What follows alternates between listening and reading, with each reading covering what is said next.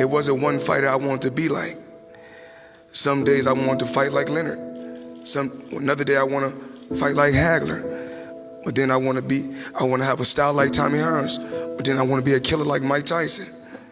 And then when I took all those different champions, Chavez and Roberto Duran and all these different champions and all these different guys, I said I'm gonna take a little bit from every one of them. So I know when my opponent is asleep, I'm out there at 4 or 5 in the morning, chopping trees, working, to this day. And when I say TBE, it's no disrespect to no legendary champion, because every fighter that's in this room has to feel that he's the best. If not, you in the wrong sport.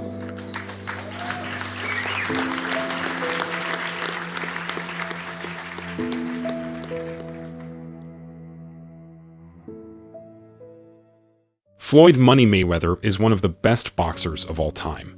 His undefeated record with skills that left dozens of boxers speechless brought him numerous title fights and championships. He was raised with a winner's mentality, and that showed throughout his career. At one point, people would tune in to watch him fight just to see if that man is capable of losing. He wasn't. Boxing on a serious level can't work without a good share of sparring. However, many boxers tend to use those sessions as a time to develop tactics and get in better boxing condition. And of course, Floyd does that too. But the difference, as the winner he is, he doesn't want to lose even when he's preparing for a fight. In his long career, Floyd sparred with absolute killers, boxing champions to up-and-coming young fighters. When it came to those young fighters, he toyed with them. He showed them that there are levels to this, and even though they are boxing on an elite high level, they are still far beneath him. He would not only beat them, but he would also mock them. Strange noises, low hands, no-look punches, you name it, he was doing it.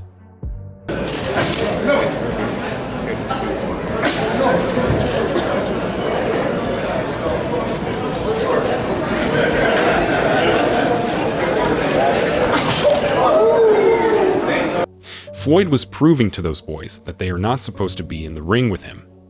If they had any thoughts on being on his level in the future, he punched those thoughts right out of their heads. One time, that wasn't the case. The year is 2013. Floyd Mayweather is in a training camp preparing to defend his welterweight world title against Robert Guerrero. His professional boxing record is 43-0, and he is considered by many the best boxer in the world. As the case is for most professional fighters, Floyd had a long sparring session ahead of him. Nothing new and nothing unusual, or so he thought. First, he sparred 2 boxers, making it look easy, just developing his craft while also being dominant, like he always does. He was nearly done for the day, and he just needed to do a couple more rounds to finish his session. This is the part of the story where our main protagonist enters the picture.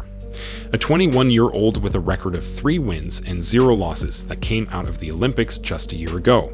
So, even though Floyd already sparred 2 killers, he decided he had time to school another promising young fighter. There is no footage of the spar, but the story on its own is famous in the boxing world. Apparently, the 2 fighters went back and forth. That's right, he wasn't being dominant. He wasn't toying with him. It was an even spar. Mayweather quickly realized that his mocking won't work this time. He needed to be on his top level to see this spar through without being embarrassed. That itself is a story for the books, but that's not all. At the end of the spar, Mayweather said to him, "You all right for a bitch?" The kid was stunned and asked Floyd to repeat what he said. He repeated it. Floyd was known for his trash talk, but never in a million years could he imagine that a 21-year-old would take that trash talk as a champ and say, "Put your shit back on. Matter of fact, turn off that clock. We going until somebody drop." Of course, being who he is, Floyd put the gear back on, and they sparred for another 8 to 9 minutes, until the champ decided that that was enough for the day. Previous 2 spars and this long, never-ending round got to him. Mayweather was tired. Everybody in the presence was shocked. This usually doesn't happen, especially when Floyd is sparring some kid. However, that wasn't any ordinary 21-year-old. That was Errol Spence Jr., the current welterweight champion of the world. Those 3 wins climbed up to 28 wins and 0 losses, with 22 of those wins being by way of knockout. by many considered the best pound-for-pound boxer in the world. His aggressive style, combined with out-of-this-world endurance and power, makes him dangerous for anyone that steps into the ring with him. There were multiple people who actually watched the spar, and when asked about it, nobody gave a straight answer. They obeyed boxing's unwritten rule: what happens in the gym stays in the gym. However, if we read between the lines, it's obvious that Errol actually gave a good fight to the unbeatable boxer. I did see him box Floyd though, and How I was did that there go? when they first sparred. Can you tell us how that went? I mean, y'all see where Earl at right now? He world champion. I mean, he did his thing. So basically, it was some good sparring. I mean, it wasn't like nobody dominated each other. It was just good sparring, and Earl was young, and being that Earl was young, because usually when Floyd dominates, when he sparred with everyone, he dominates them, and when he dominates them, it basically, that's it, But Earl, basically, even though it was give and take sparring, Earl said, "Let's go one more round," and Floyd said no. I mean, we had like 5 killers that Floyd was working with, and I felt bad because it was like 5 championship fights that Floyd had to fight. I mean, to work back to back to back. But with Earl, it's like that shit was a fight. Even Mayweather's closest people saw the danger Errol was presenting at the time. Also, both of the fighters spoke on this story multiple times since it happened. Did you feel like it was a difference just in the skill level of what he's displaying versus what you feel like you got? Did you feel like it was a difference, or you felt like, I'm on this level, I could compete on this level? Oh, I definitely, I feel like, I can compete at this level.